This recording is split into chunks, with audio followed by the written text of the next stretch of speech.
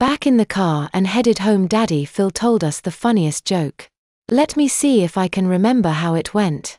Deep in the backwoods of Tennessee, a hillbilly's wife went into labor in the middle of the night and the doctor was called out to assist in the delivery.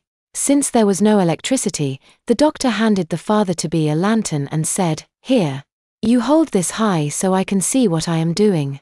Soon, a baby boy was brought into the world. "Whoa there," said the doctor, "don't be in such a rush to put that lantern down. I think there's another one coming." Sure enough, within minutes he had delivered a baby girl. "Hold that lantern up, don't set it down, there's another one," said the doctor. Within a few minutes he had delivered a third baby. "No, don't be in a hurry to put down that lantern, it seems there's yet another one coming," cried the doctor. The redneck scratched his head in bewilderment and asked the doctor, "You reckon it might be the light that's attractin' 'em?" Jacqueline and I got it right away and laughed like crazy, but Jacqueline had to explain it to Joey before he got the joke. Daddy Phil told a bunch more jokes.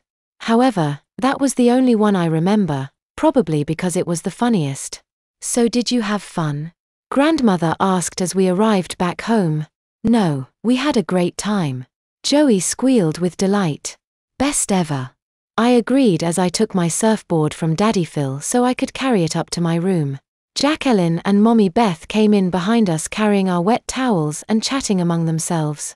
I never actually confirmed it, but I think Mommy Beth liked having another girl around for a while. Joey and I started to head up the stairs as Grandmother called after me, "Alvin, your grandfather needs to see you in his study as soon as you put your surfboard in your room." I stopped and looked back. "We both need a change first," I said as if it were nothing out of the ordinary for me to say. "I will see to them," Mommy Beth offered. And to that, Grandmother informed her, "I think I will give you a hand, my dear." After a quick change by Grandmother while Mommy Beth tended to her son, she ushered me out of my bedroom and to Grandfather's study.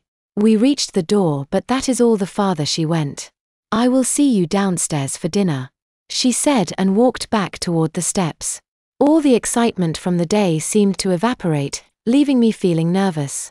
Only one other time had I been summoned to my grandfather's study, and that was when I had gotten into some trouble about 3.5 months into the school year.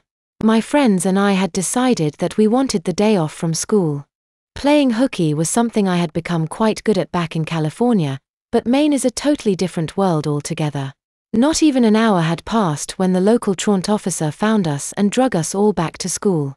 All of us got 2 days in school suspension, and I don't know about the others, but after getting chewed out by the vice principal, I got chewed out by Grandmother, then both of my parents, and finally Grandfather, who told me that if I did something like that again, he'd have me shipped off to an all-boys boarding school in Europe. With my heart pounding and my ears ringing, I raised my hand to the doorknob and turned it. The door silently opened and I looked in to see that aside from the fire in the fireplace and some music quietly playing, it didn't seem like there was anyone inside. "Grandfather?" I called into the dimly lit study. At first there was no response, just the gentle crackling of the fire and the pleasant playing of what I took to be some kind of soft jazz. "Grandfather?" I called louder. "Ah, good," Grandfather said when he heard me. "Come in, boy. Come in." What? It sounded like he might have said something else after that, but I wasn't sure. While still standing outside of the door, with only my head inside his study, I asked, "Grandmother said you wanted to see me?" He made a sound, which I took to be him clearing his throat. "I did." "Oh yes, right. I did." My eyes tracked the direction of his voice to a large, high-backed brown leather chair sitting to the left of a small orange glowing fire. "Well, don't stand there half in and half out," he said as his hand and arm came into view beckoning me to enter. Come in, come in." Don't ask me why, but for some odd reason I was feeling very uncomfortable, like I was trying to sneak up on a sleeping lion.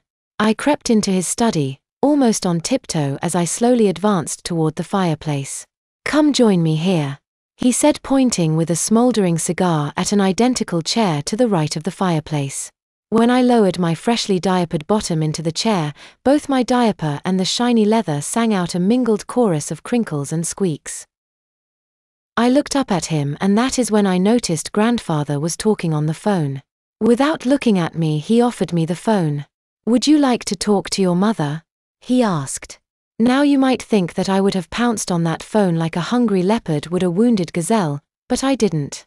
Instead, I hesitated while considering the small bit of electronics wrapped in a handsome black plastic covering. Come on, boy. She doesn't have a lot of time. What? Grandfather said while jiggling the phone at me. He then stood up and placed the phone to my ear. Mechanically I said, hello, and then took hold of the phone for myself. Oh, sweetheart. It is so wonderful to hear your voice again, came my mother's voice. I have missed you so very much. I didn't know what else to say, so I said the only thing that came to mind. Grandmother said that the hospital won't let me come see you because I might spread germs. Mom was quiet for a moment and then she started to weep, but only for a brief moment. Alvin, she started to say with a dejected voice, your father loved you so very much. He told me the night before. Mom's voice trailed off. I felt an uneasy comfort in knowing that, like me, she was still finding it difficult to draw reference to that horrible day. She sniffled, coughed, and then started again. He told me that some of his happiest memories were of the two of you surfing in the dawn of morning. I was crying as I listened to her and was glad that, after giving me the phone, Grandfather had returned to his chair and wasn't looking toward me. Still, I turned away from him, in case he turned back around again.